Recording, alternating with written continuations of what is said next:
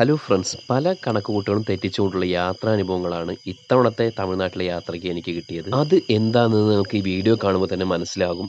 ഇത്തവണ തമിഴ്നാട്ടിൽ ചെന്നപ്പോൾ തന്നെ നമ്മൾ മുൻപൊരിക്കൽ ചെന്നപ്പോൾ അവിടെ പണി നടന്നുകൊണ്ടിരിക്കുന്ന ഒരു ക്ഷേത്രമുണ്ടായിരുന്നു. അത് നമ്മുടെ ഇന്ത്യയിലെ തന്നെ ഏറ്റവും ഉയരം അല്ല, ലോകത്തിൽ തന്നെ ഏറ്റവും ഉയരം കൂടിയ മുരുകൻ്റെ പ്രതിമ. ഇപ്പോൾ നമ്മുടെ മലേഷ്യയിലാണ് ഏറ്റവും ഉയരം കൂടിയത് ഉണ്ടായിരുന്നത്. അതിനെ മറികടന്ന് 165 അടി ഉയരത്തിലൊരു മുരുകൻ്റെ ക്ഷേത്രം പണിതിട്ടുണ്ട് തമിഴ്നാട്ടിൽ. തമിഴ്നാട്ടിൽ വെച്ച് എൻ്റെ കല്യാണം നടന്നപ്പോൾ കല്യാണത്തിന് ഫോട്ടോ എടുക്കാൻ വന്നൊരു ഫോട്ടോഗ്രാഫറായിരുന്നു. അപ്പോൾ അവനായിട്ട് ഞാൻ ഒരുപാട് കമ്പനി. അപ്പോൾ ഞാൻ എപ്പോൾ ചെന്നാലും അവനെ വിളിക്കും. ഞങ്ങൾ തമ്മിൽ പുറത്തു പോകും. നല്ലൊരു കമ്പനിയാണ്, നല്ലൊരു ഫോട്ടോഗ്രാഫറും, ചെറിയ ചെറിയ പയ്യനാണ്. അപ്പോൾ അവൻ്റെ കൂടെയാണ് ഞാൻ ഈ മുരുകക്ഷേത്രം കാണുക. അപ്പോൾ പോകുന്ന വഴിയൊക്കെ നമുക്ക് നല്ല തമിഴ്നാട്ടിലെ ഗ്രാമീണമായ പ്രദേശങ്ങളാണ് നമ്മൾ കടന്നു പോയത്. ഈ 2 സൈഡിലും പുളിയുള്ളത് നമ്മൾ തമിഴ്നാട്ടിൽ കൂടുതൽ കാണാറുണ്ട്. അതുപോലെ തന്നെ ഭയങ്കര വൈഡായ പല സ്ഥലങ്ങളും നമ്മുടെ ഈ ലെൻസിൽ മാക്സിമം ഒതുക്കുന്നതിലപ്പുറം ഭംഗിയുണ്ട്. പക്ഷെ നമുക്ക് ആ ലെൻസിൽ ഒതുക്കുന്ന ഭംഗിയെ നമുക്ക് എടുക്കാൻ പറ്റും. തമിഴ്നാടിൻ്റെ ഭൂപ്രകൃതി വളരെ പരന്ന് കിടക്കുന്നതുകൊണ്ട്, നല്ല ലാൻഡ്സ്കേപ്പായി കിടക്കുന്നുണ്ട്, നമുക്ക് സൺസെറ്റും അതുപോലെ തന്നെ കാലത്തുള്ള സൂര്യോദയമൊക്കെ വളരെ അടിപൊളിയായി കാണാം. ഇത്രയും നല്ല വ്യൂ ആയിട്ട് നമുക്ക് കാണാൻ നമ്മുടെ നാട്ടിൽ പറ്റാറില്ല. അതുപോലെ തന്നെ ഏറ്റവും ഉള്ളിലുള്ള ഗ്രാമത്തിലുള്ള റോഡുകളായാലും ഇവിടുത്തെ ഭയങ്കര ഭംഗിയാണ്. കാരണം എല്ലാം റബ്ബറൈസറാണ്. ഇപ്പോൾ സേലത്തിൽ നിന്ന് 42 കിലോമീറ്റർ ഉള്ളിലാണ് ഞങ്ങൾ ഉണ്ടായിരുന്നത്. അപ്പോൾ അവിടുത്തെ റോഡടക്കം നല്ല റോഡാണ്. പിന്നെ പല ഉൾഗ്രാമങ്ങളടക്കം അത് വൺ വേ ആണ്. റോഡ് ചെറുതാണെങ്കിൽ അവിടെ മൊത്തം വൺ വേ ആണ്. ഇത് ചെറിയൊരു റോഡാണ്. ഈ റോഡിൻ്റെ 4 സൈഡുള്ള വീടുകൾ കാണാൻ നല്ല ഭംഗിയാണ്. കാരണം നമ്മുടെ അവിടുത്തെ കാര്യം കുറേ ഡിഫറൻറ്റ് ഉള്ളത് കൊണ്ടാട്ടോ ഭംഗിയാണെന്ന് പറഞ്ഞത്. അല്ലാതെ ഭംഗി എന്ന് പറയുമ്പോൾ നല്ല നല്ല നിലകളും നല്ല വൃത്തിയല്ല ഉദ്ദേശിച്ചത്. അവിടത്തെയും ഇവിടത്തെയും തമ്മിൽ വീടുകളുടെ രീതികളൊക്കെ വ്യത്യാസമാണ്. ഇതാണ് തമിഴ്നാട്ടിൽ നമ്മുടെ ഗവൺമെൻറ് ബസ്. ഇവിടെ സ്ത്രീകൾക്കൊക്കെ ഈ ഗവൺമെൻറ് ബസ്സിൽ ഫ്രീ ആണ്. അതുപോലെ തന്നെ ഞങ്ങൾ ബൈപ്പാസ് എത്താറായി. അപ്പോൾ ഞങ്ങൾ കാണാൻ പോകുന്ന മുരുകൻ കോവിലിൻ്റെ തൊട്ട് മുന്നേ തന്നെ ഒരു ക്രിസ്തുവിൻ്റെ, അതായത് ഒരു യേശുവിൻ്റെ ഒരു രൂപം ഉണ്ടാക്കിയിട്ടുണ്ട്. അതും നല്ല ഉയരമുള്ള രൂപമാണ്. ഇത് തമിഴ്നാട് ജില്ലയിൽ സേലത്താണ്. ഇത് സേലത്തിൽ നിന്നും ഒരു 30 കിലോമീറ്ററോ 25 കിലോമീറ്ററോ തള്ളിയാണ് ഈ പ്രതിമ ഇരിക്കുന്നത്. നമ്മൾ മദ്രാസ് പോണ റൂട്ടിലാണ്. സേലത്ത് നിന്ന് മദ്രാസ് പോണ റൂട്ടിൽ ഒരു 30 കിലോമീറ്റർ വരുമ്പോഴേക്കും ലെഫ്റ്റ് സൈഡിൽ നമുക്ക് ഈ പ്രതിമ കാണാം. അപ്പോൾ നമ്മൾ ബൈപ്പാസ് കയറി. കാരണം ബൈപ്പാസ് കയറുമ്പോൾ തന്നെ ലെഫ്റ്റ് സൈഡിൽ നമ്മൾ ആദ്യം കണ്ടത് ഈ ക്രിസ്തുവിൻ്റെ പ്രതിമയാണ്. അപ്പോൾ ജസ്റ്റ് അവിടെ കയറി നോക്കാം എന്ന് കരുതി ഉള്ളിലോട്ട് പോയി. കാരണം നമ്മൾ വന്നത് ശരിക്കും പോലെ മുരുകൻ്റെ സ്റ്റാറ്റ്യൂ കാണാൻ. അപ്പോൾ പോകുന്ന വഴിയിൽ കണ്ടതുകൊണ്ട് ജസ്റ്റ് ഇറങ്ങിയിട്ട് ഈ പ്രതിമയുടെ വ്യൂ എടുത്തു.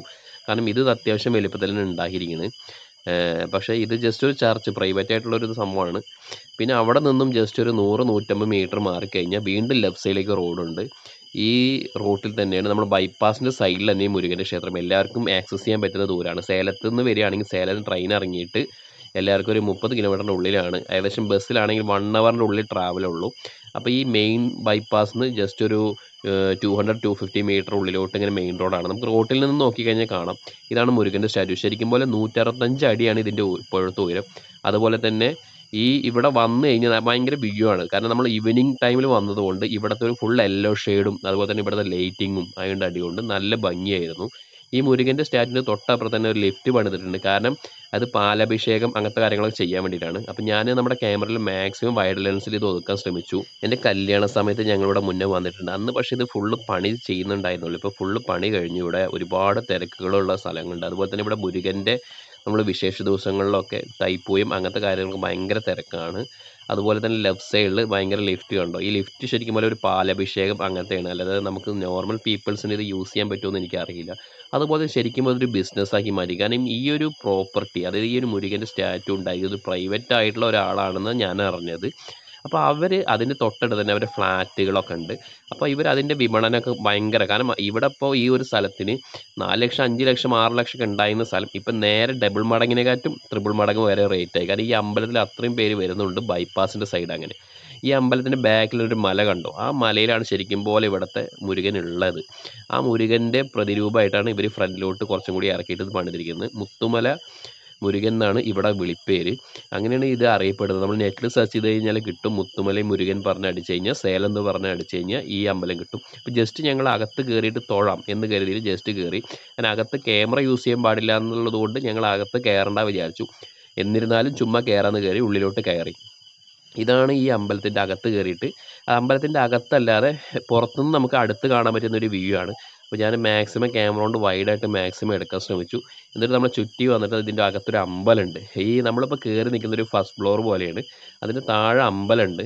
ആ അമ്പലത്തിലും കൂടി നമ്മൾ പോയിട്ട് നമുക്ക് അതിൻ്റെ ഉള്ളിൽ ക്യാമറ എടുക്കാൻ പറ്റില്ല. അതുകൊണ്ട് അവിടുത്തെ മാത്രം നമുക്ക് വ്യൂസൊന്നും വീഡിയോസൊന്നും എടുക്കാൻ പറ്റിയില്ല.